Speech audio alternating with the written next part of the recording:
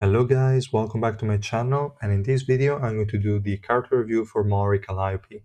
I'm going to go over the usual points, so I'm going to talk about how good this unit is, then I'm going to look at the skills, revolution, equipment, gear, initial weapon, rapport, and finally some team recommendations. So for the first point, how good is Mori Calliope? I will say that she's okay, she's not bad, but she's not great either. She's just decent. She has her uses. You will use her if you have her, but you will not miss her if you don't have her. So to me, this is an easy skip unit. I don't really think the use cases justify investing that amount of suspendium into her. So if you are free to play, focus on Towa, and you can easily skip Mari Calliope. So that's just my point of view for this. But in terms of what she does, she's mainly used for accuracy decrease coming from the exclusive equipment. So that being said, even if you don't have her maxed, you can still use her for that, maybe not as reliably. And I think that Orange 4 is still a really important revolution effect to have because that gives her an energy decrease on the first skill she uses. So that's going to be pretty good. But okay, she's still usable at 0 dupes, even though, again, kind of weak, kind of useless, but you can use her potentially. And her survivability is fine. She doesn't really die too often, but her damage is very, very low.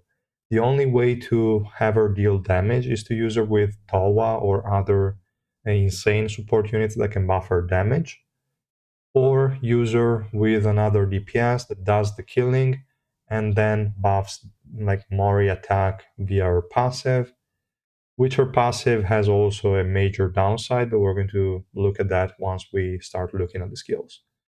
So in terms of damage, not reliable. She can do some nice damage every now and then, but is not reliable at all.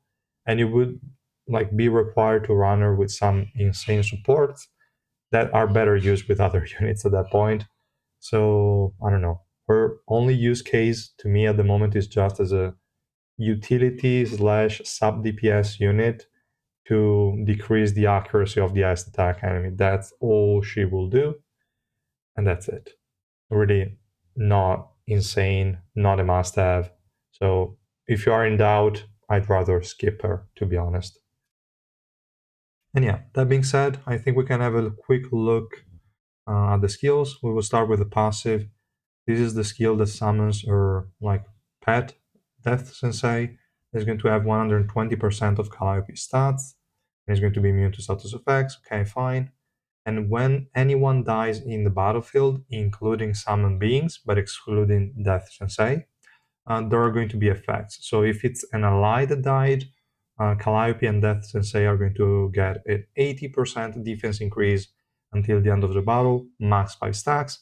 If it's an enemy, that's going to be an 80% attack increase, again for Calliope and Death Sensei.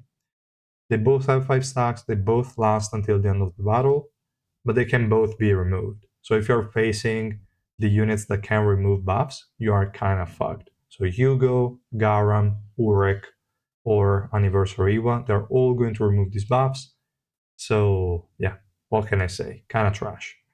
And if it's an enemy death, and your death sensei is dead, she's going to resummon him. Okay, fine.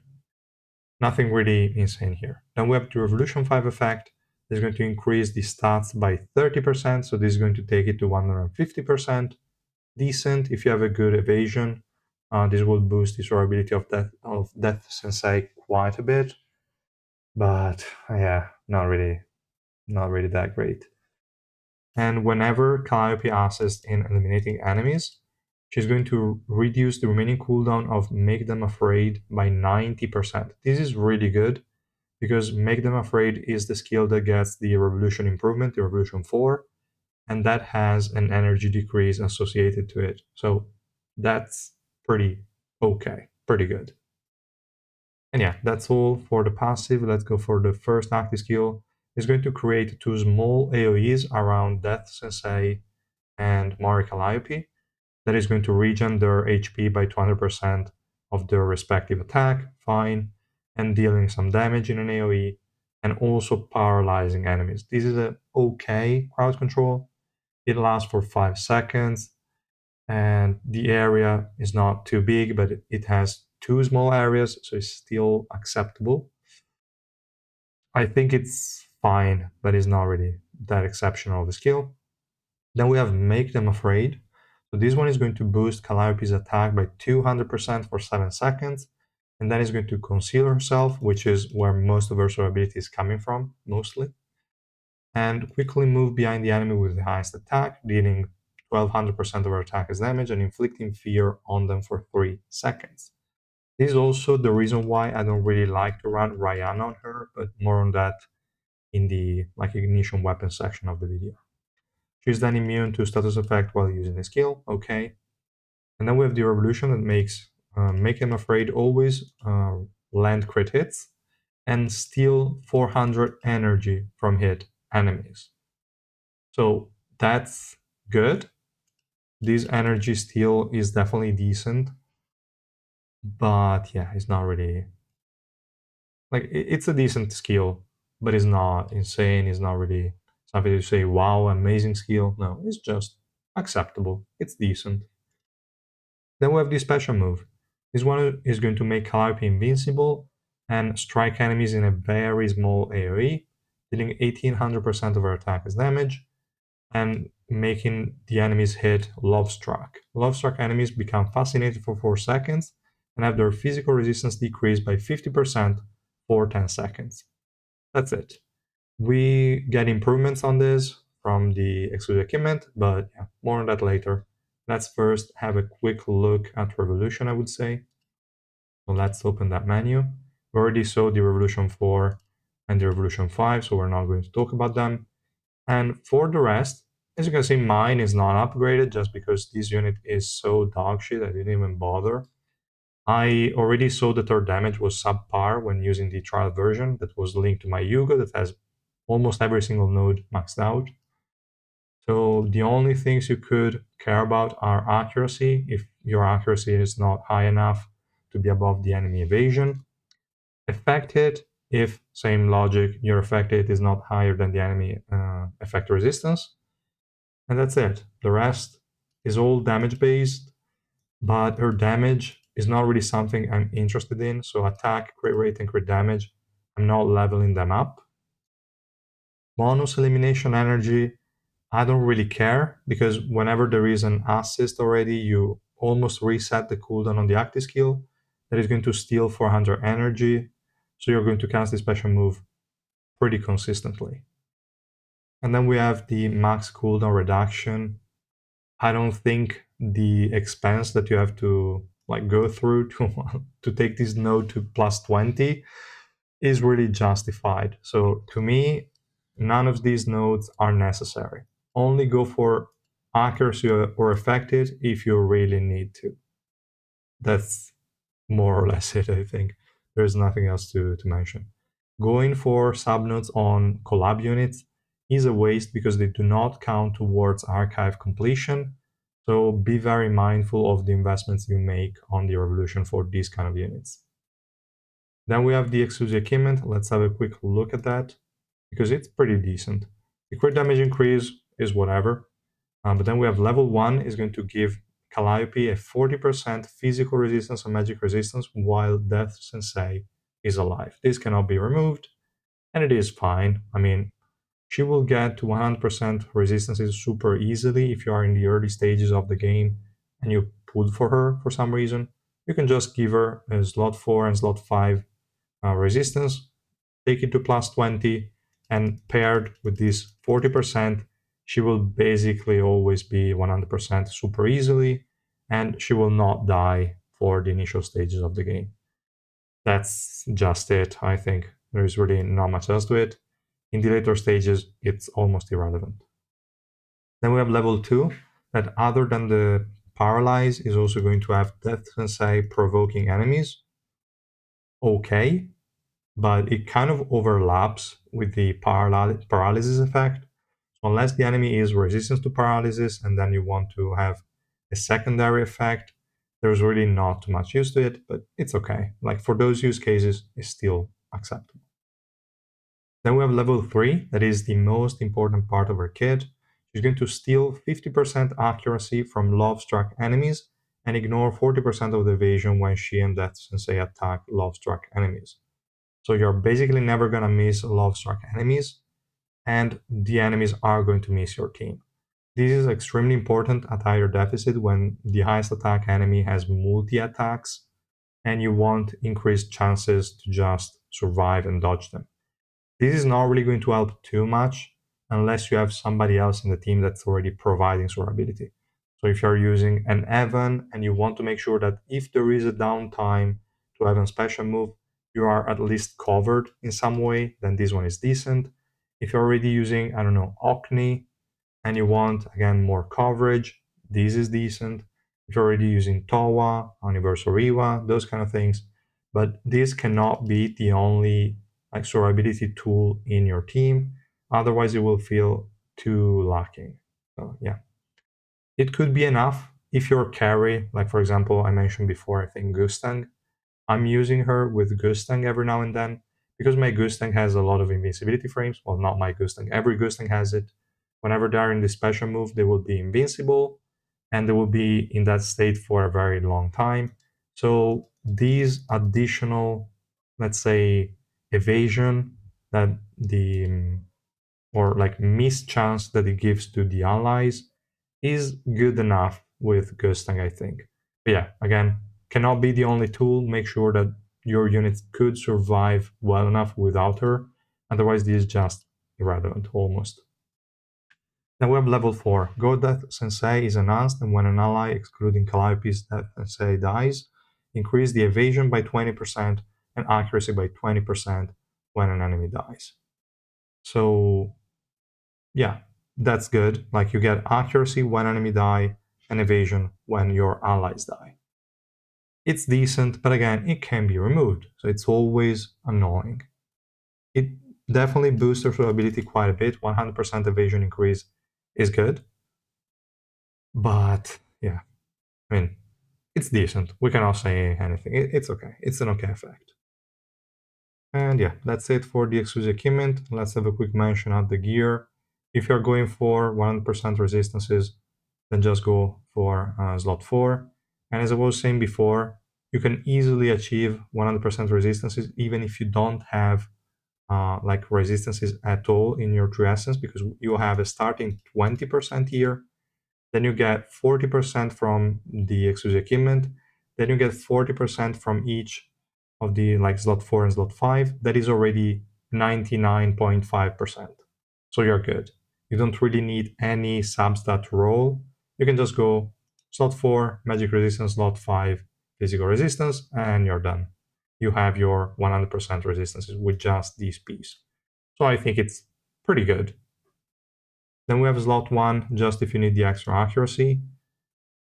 This one, if you're going for damage and you also invested in Revolution. But now, I mean, again, just utility unit, I wouldn't bother. And yeah, that's all for gear. There is really nothing else.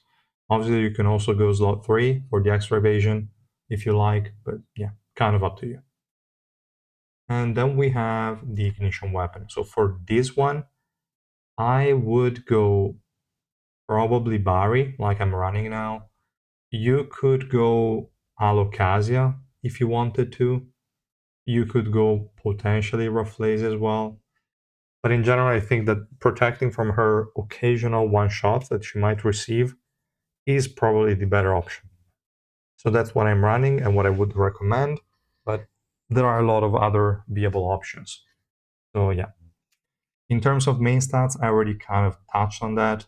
But if you see mine, they're different and mine kind of suck. So I have effect resistance. I wanted to increase the effect resistance of Death Sensei, so I went for this one, and then I went for physical pierce just to try and increase her damage a bit. I don't think it's optimal after trying her a bit with this setup. Her survivability is still fine, but I'd rather go resistances if they still apply to you. In my case, I'm almost reaching 400 deficit and it doesn't work anymore. Resistances are not a thing, unfortunately. But if they were, I would be running slot 4 magic resistance and slot 5 physical resistance. That's it. If they're not working for you already, try like I did. Like effect resistance is decent, especially for Death Sensei. And you might say, but he's immune to status effects. Yes, but he's not immune to like the debuffs, because effect resistance also protects from debuffs. So that's good. Not too important, but it's good. And yeah, for this one, either Pierce or just go. I don't know. There is no other good option if resistances are not working. Just go Pierce. And yeah, that's more or less all for ignition weapons as well. For Rapport, well, you kind of want to hit the special move, so going for level 6 is pretty good. And nowadays, Rapport, like, they really throw gifts at us, so you can easily get that. No problem. Just go for level 6. And yeah, that's it for like the initial review. Let's have a quick look at some team comps examples or something like that. But there is not going to be much. She's not really going to be a main DPS unit that you want to build a team around. But yeah, let's try some different options maybe. If you want to run her as a DPS, going for Towa is almost mandatory. You could go for Albelda too. But I mean, if you go for both, it's kind of overkill. If you go for just one of the two, is good. I would probably run Towa of the two. Is probably boosting her damage a bit more because she already has the reset of her active skill from her own kit when there is a kill. So maybe the reset from Albelda is not going to be as valuable. But yeah, let's say we're going to for Towa. And at that point, I will go for some grouping, so maybe any rank, so that enemies will be grouped up. Or AoE is going to hit multiple enemies, hopefully, and also all the AoEs from Towa, so that's definitely decent. And in terms of like other units in the team, if Towa is enough, that's great. Maybe we can give her a bit more energy this way. And we could also go for somebody else to boost survivability even further. Let me see if we have someone. I mean, to be honest, you could also go Hockney. But this one, like, the damage of this team is very low. It's relying entirely on the buffs from Towa that would boost both your rank if you ever maxed out and uh, your what the hell is the name of this unit? Mori Calliope. I don't know why I don't know. I couldn't remember her name, but okay. So Mori Calliope and Yang are going to get some decent buffs from Towa, but it doesn't feel good enough, to be honest. You could probably run Albilda at this point here and hope that she can chain the special move well enough.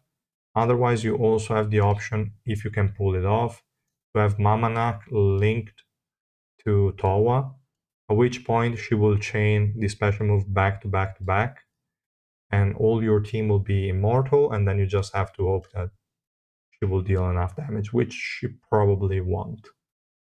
So yeah, kinda trash. For carry, Calliope is really tricky.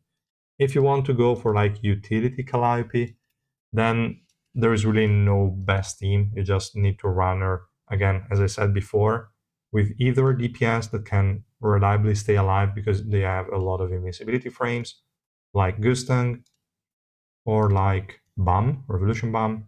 They can stay alive decently well on their own, so they're okay. And this guy also has grouping.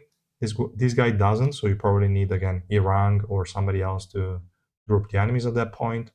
But they are both suitable options. Let's say, okay, we use Gustang, and you just build a team around Gustang. You don't give a shit about her. You just say, okay, for my Gustang, I want to, no idea, like a frontline unit just to draw some aggro. You want someone to block HP recovery, maybe. You go for Spear Baranak. I don't know. And then for the last slot, doesn't really matter. We are probably lacking a bit of survivability, even though it should be fine. But I don't know, you can go for an Orkney, you can go for an maybe not Evan, he doesn't really have a lot of energy generated for him. Yeah, you can go for some different options, kind of up to you. But yeah, the idea here is that you want either a DPS that can survive on their own, or you want to use her in a team where there is somebody else that is contributing to survivability. So in a case where your DPS is not like Ghost and Go or Revolution Bomb, you can go for Bomb plus Evan, or Mamanak plus Evan, or whatever, or Mamanak plus Anniversary Event, whatever you want, as long as there is some survivability that might not be up 100% of the time, but in the downtime, she's going to contribute with the accuracy decrease. That's kind of the idea. And then for the DPS, they could literally be whoever you want. We could even go for a mono yellow like this. The bomb is going to give energy to everyone at the beginning. They're both going to dash and not draw enough aggro. But hopefully Irang and Evan are going to cast their skills quickly enough for the enemy team to be just blocked in a point and then destroyed by both of them. There are different variations. You can do whatever you want, but really just keep in mind when you would like to use her and with which kind of teams. That's all I wanted to share, more or less. Let me know if you have any doubts in the comments down below, if you have any questions, and I will see you guys in the next video. Well, actually tomorrow during the live stream, and we're going to pull for Xexia tester and do some stuff. So yeah, I will see you guys then. Bye.